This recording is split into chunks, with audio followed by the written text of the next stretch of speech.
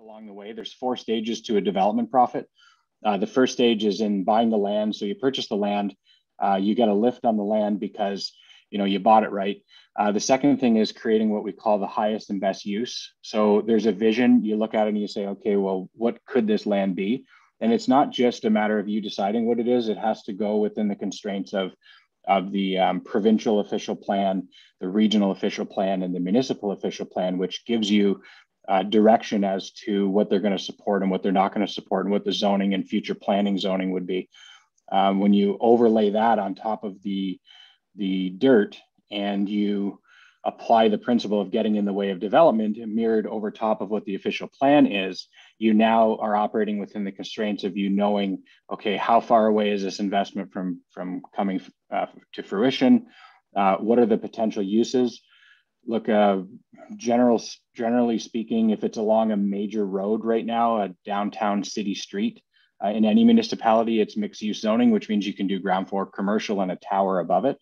That's pretty standard and straightforward. If you think of downtown Toronto, most places have ground floor commercial shopping. There's grocery stores or pharmacies, restaurants, and then a condo tower above it. So that's sort of the model that's been adopted, and even in the smaller cities in the outskirts and suburbia, it's the same principles. If you're on the main street, you'll be able to do that, obviously to a smaller scale. But having that type of knowledge allows you to then pick off opportunities. I drive up and down the streets all the time. People laugh at me a lot of times. They say, hey, how come you never take like the 401? I said, well, because it's pretty hard to buy land on the 401 because there is none for sale.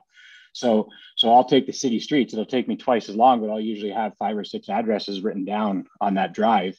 And then I can follow up with it and have my team follow up with it to try and buy those properties. And what I look for is main roads with land with an underutilized footprint. So maybe I have a 30,000 square foot piece of land with an 8,000 square foot building on it. Or I've got a even better 100,000 square foot piece of land. I got an acre of land with a 4,000 square foot building on it in a downtown core. Those are really great deals. I buy them all the time, multiple times a week.